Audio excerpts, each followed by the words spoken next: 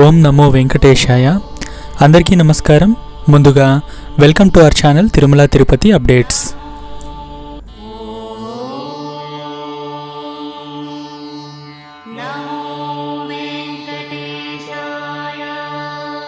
ఈరోజు మే 11, 2024 శనివారం.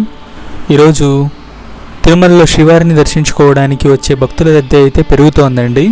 మొత్తం 31 కంపార్ట్మెంట్లలో అయితే శ్రీవారిని దర్శించుకోవడానికి భక్తులైతే వేచి ఉన్నారు.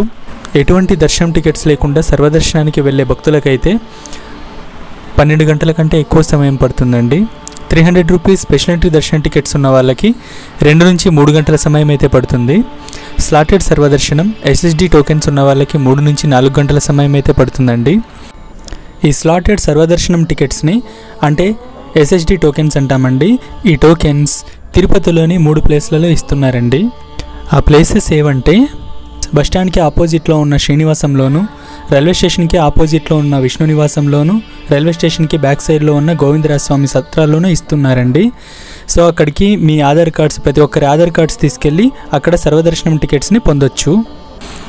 ఎటువంటి దర్శనం టికెట్స్ లేకుండా సర్వదర్శనానికి వెళ్ళే భక్తులకైతే మధ్యాహ్నం 12 గంటల కంటే ఎక్కువ సమయం పట్టే అవకాశం ఉందండి. నిన్నటి దర్శనం వివరాలు. నిన్న మొత్తం 60,545 మంది భక్తులు శ్రీవారిని దర్శించుకున్నారండి. తలనీలాలు 32,527 మంది సమర్పించుకున్నారు. హుండీ కానుకలు 2,53,00,000 అయితే వచ్చాయి. నిన్న మొత్తం 31 కంపార్ట్మెంట్లలో శ్రీవారిని దర్శించుకోవడానికి భక్తులైతే వేచి ఉన్నారు.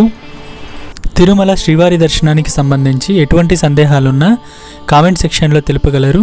మీ సందేహాలను నెక్స్ట్ వీడియోలో అయితే తెలియజేస్తామండి. ఈ వీడియో కనుక నచ్చితే లైక్ చేసి సబ్స్క్రైబ్ చేసుకోండి. మీ ఫ్రెండ్స్ అండ్ ఫ్యామిలీతో షేర్ చేయండి. సో దట్ ఈ ఇన్ఫర్మేషన్ చాలామంది శ్రీవారి భక్తులకైతే రీచ్ అవుతుందండి. ఓం నమో వెంకటేశాయ.